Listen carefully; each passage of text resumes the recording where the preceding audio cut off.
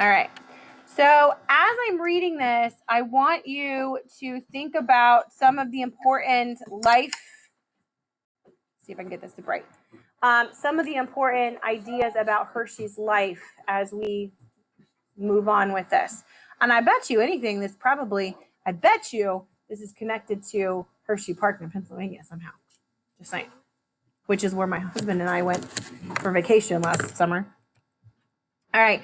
Milton S. Hershey, the inventor and founder of Hershey Chocolate, was born on September 13th, 1857, at a farm in central Pennsylvania. Told you. His father changed jobs often and moved the family each time. By the time Hershey was 13, he attended 7 different schools. All these moves made it hard for him to get an education. In 1870, Hershey quit school to learn a trade to help support his family. His mother valued hard work and wanted him to find a job. He started as a printer's apprentice, which is kind of like he followed a printer around, like kind of like someone who's trying to learn the job, but did not do well. In 1875, he became an apprentice to candy maker. What? I'm sorry, 1872. He became an apprentice to candy maker Joseph Royer at Royer's Ice Cream Parlor and Garden. Hershey learned how to make different kinds of candy. He liked making candy, and he was good at it. At age 19, Hershey borrowed money from his mother's family to open his own candy shop in Philadelphia. He worked hard making many types of candy, but he could not make a profit. He had to borrow more money to pay his bills and finally had to close his shop in 1882. Hershey moved to Denver, Colorado, and got a job with another candy maker. He learned the secret ingredients for making caramels taste better, or caramels, I guess, depending on how you pronounce it, and last longer, adding fresh milk. Hershey then made candy in Chicago, New Orleans, and New York. Each shop failed. In 1886, Milton Hershey moved back to Lancaster, Pennsylvania, still determined to make candy. He raised enough money to start the Lancaster Caramel Company. His caramels became popular, and he expanded his factory to produce more. Selling caramels made him a rich man. In 1893, Hershey saw chocolate being made at the World's Columbian Exposition in Chicago. Average Americans did not buy milk chocolate often because it was imported from Europe, which made it expensive to buy in the United States. Hershey wanted to change that. Can you imagine, like, not having chocolate because it was so expensive? I don't eat chocolate every day. Milton Hershey started Hershey's Chocolate Company the following year. He experimented with many different recipes for chocolate. In 1900, Hershey sold his caramel company so that he could focus on making chocolate.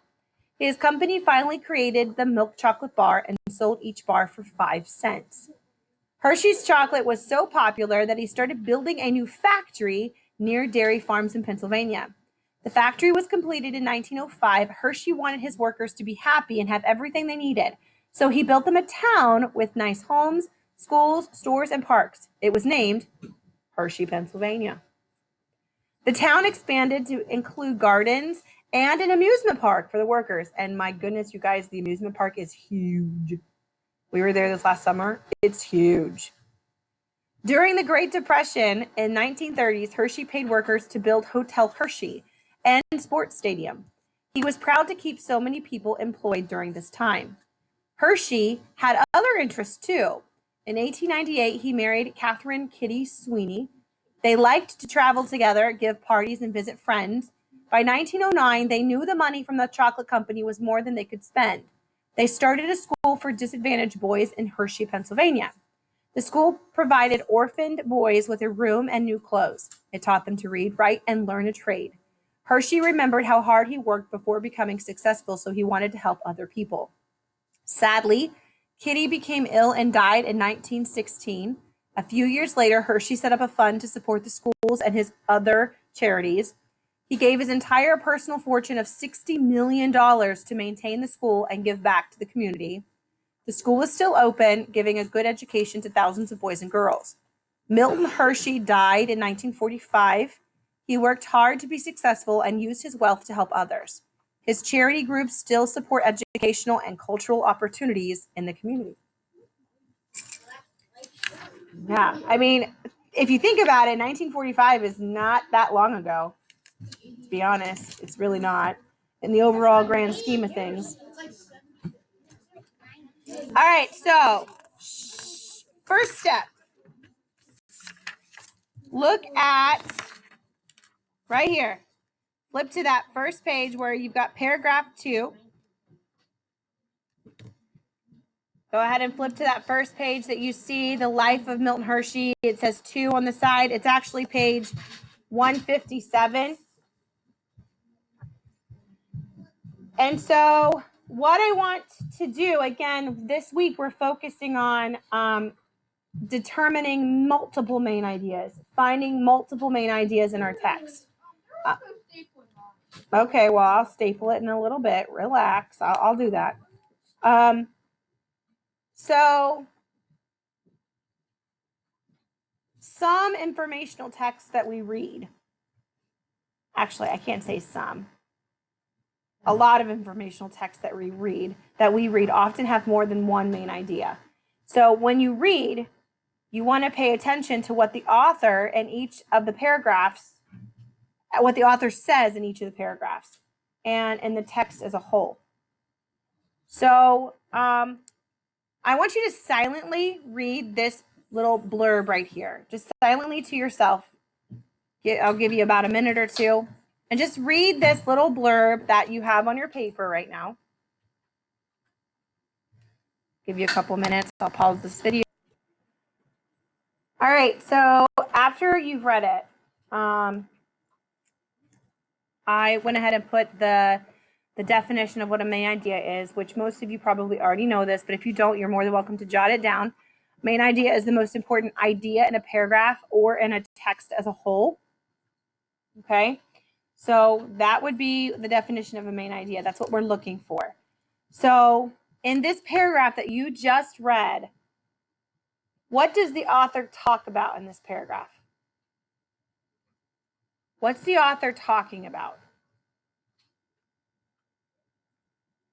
Just in this little passage you just read, what's he talking about?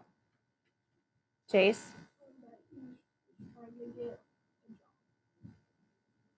Trying to get a job. How was he trying to get a job?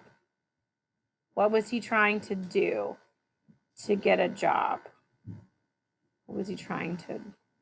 Hayes? Yeah, like apprenticeships. He wanted to find a job. He started as an apprentice for a printer. Didn't go well. Then he became an apprentice for a candy maker. He learned to make different kinds of candies. He liked making candies and he was good at it. So he was trying to learn a trade to find that job, right? So he's trying to find a trade. He's learning the trades, trying to find this job that he's trying to find his passion. Okay? So the main idea in this paragraph is what? What would be the main idea of this paragraph? Goes along with what we were just talking about. Being an apprentice, learning a trade to help his family, and start a career, get a job. Okay? So the main idea in this paragraph that we're reading right now is that Hershey had to learn a trade to help his family and start a career. Guess what? Most of you are going to have to go through that too. Yeah. You're all going to have to find some niche, some passion that you like to start that career. Okay? Yeah, very rough. Yeah.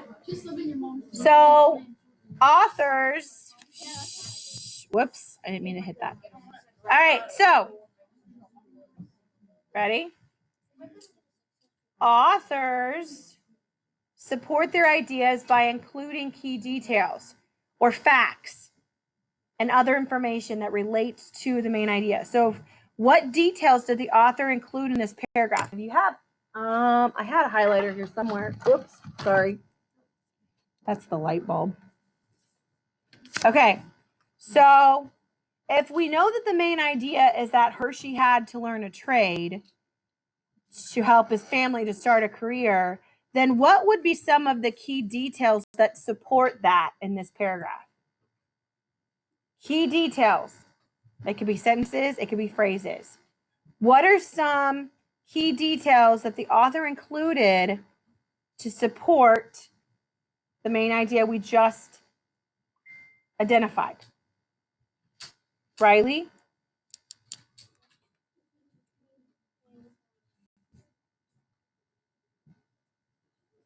There, he became an apprentice to a printer. So if you have a pencil, you can just underline it. You don't have to. He started as a printer's apprentice. Again, that supports the fact that he had to learn a trade to help his family, to start a career. That supports it. What's another detail that helps supports it? What's another detail, Addison?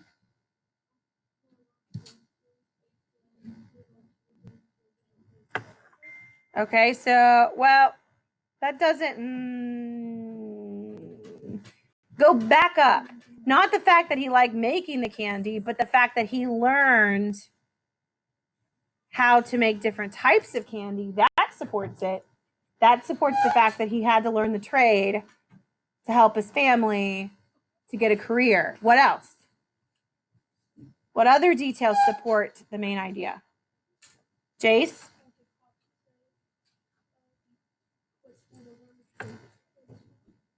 Yeah, he had his mother, he quit school to learn a trade. That just basically tells you. He wanted to find a job. Does that support it? Yeah.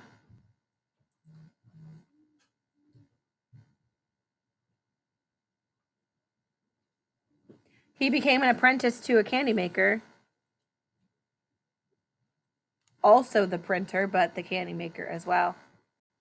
So all of these details here support the fact that the main idea that he had to find a trade, he had to learn a trade to help support his family to have a career. Are you with me so far on that? Each of these details supports the idea that Hershey had to learn a trade.